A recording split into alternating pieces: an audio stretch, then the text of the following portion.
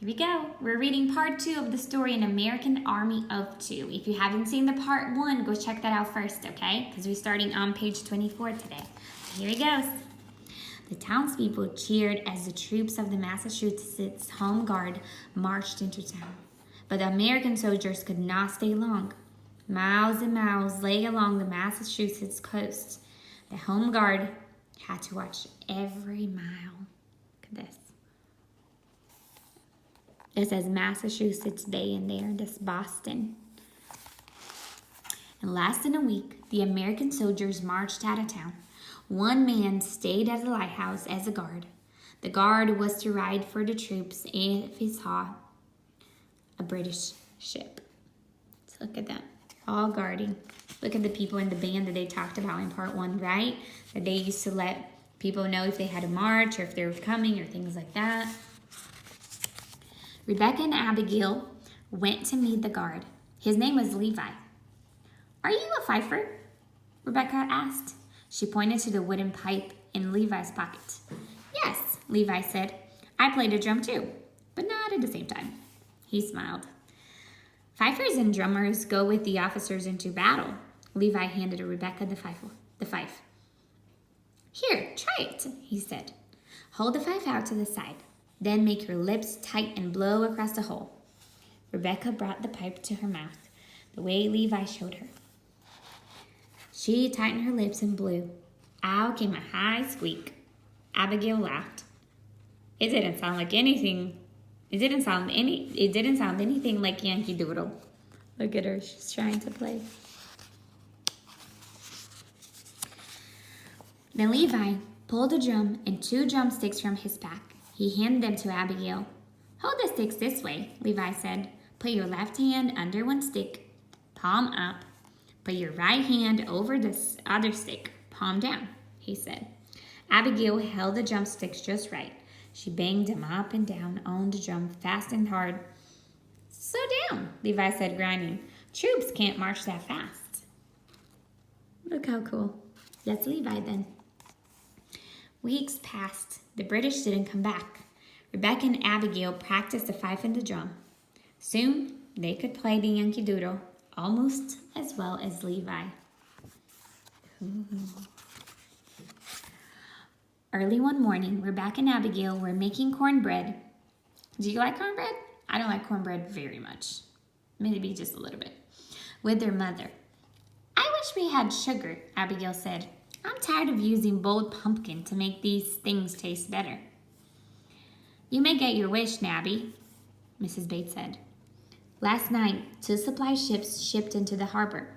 Your father took the other children with Levi to see what the ships have to sell. If there's sugar and flour, they'll bring some home." The sister cheered. "Now go do your lighthouse chores," Mrs. Bates said, smiling. "I'll finish the cornbread." Look at that. That's Mrs. Bates right there. The little girls cooking. Not that little anymore, right? They're like teenagers. Rebecca and Abigail climbed the stairs to the top of the tower. Quickly, they ran back down. Why do you think so? "Mama, the British are back," Abigail cried. "We just saw a British ship anchored off Cedar Point," Rebecca said. "You and Abigail stay here," Mrs. Bates said. "Keep a lookout. I'll find Levi and send him for the Home Guard." Mrs. Bates ran out the door. Oh, that's so scary. "What if they burned the supply ships, Becky? What if they burned the town?" Abigail asked. Rebecca ran towards the lighthouse stairs. She stopped when she saw Levi's fife and drum. "We won't let the British burn our town," Rebecca said. "Here." She handed Abigail the drum. "You take the drum. I'll take the fife." "Where are we going?" Abigail asked. "To fight the British," Rebecca said. "Come on." "With a fife and a drum?" Abigail asked. She held the drum, but didn't move. "They'll hurt us," she cried.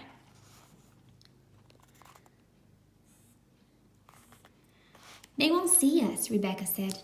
"If they don't see us, they can't hurt us." Rebecca grabbed Abigail's hand and ran. Look at them. What do you think they're planning on doing? The sisters ran to the edge of Cedar Point. They hid behind the thick cedar trees. Abigail moaned when she saw the British send off 2 rowboats of soldiers in bright red coats. They have guns, she said. Shh, hissed Rebecca. The soldiers rowed towards the harbor. They're getting so close, Abigail whispered. They're not close enough to hear music, Rebecca whispered back. Abigail gripped the drums tight to keep her hands from shaking. Look, there's a British ship. Let's see. The soldiers were getting too close. They would see her and Rebecca.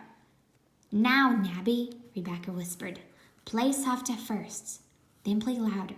We have to make them think our troops are coming.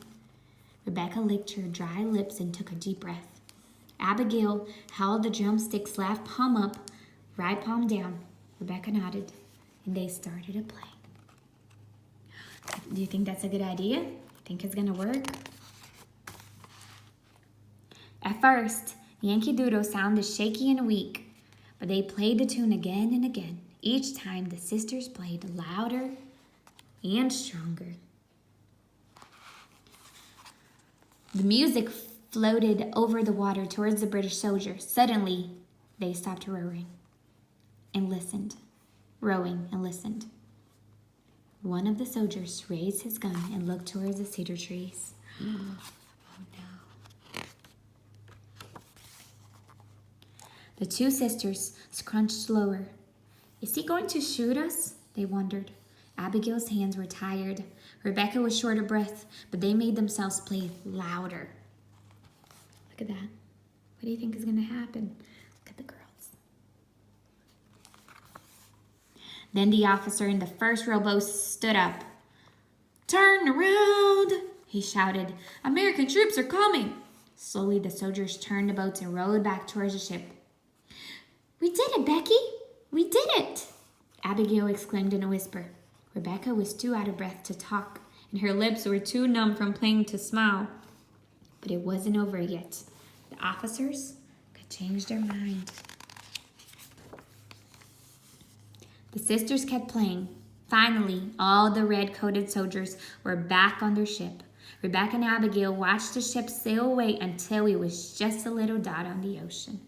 Look at that. The sisters ran back to the lighthouse. Back, Becky, Nabby, Mrs. Bates called. Where were you? Mr. Bates asked. We scared the British away, Rebecca cried. What? Everyone asked at once. Look at that. The sisters told them how they had tricked the British. You tricked us too, Mr. Bates said. We heard the music, but we thought it was from the Home Guard. The sisters smiled proudly. Where's Levi? Rebecca asked. I want to give him his fife. And his drum, Abigail added. Levi rode to get the Home Guard, Mr. Bates said. But we don't need them now. We've got you, an American army of 2. Isn't that an awesome story? I thought that was an awesome story too. Thank you guys for watching.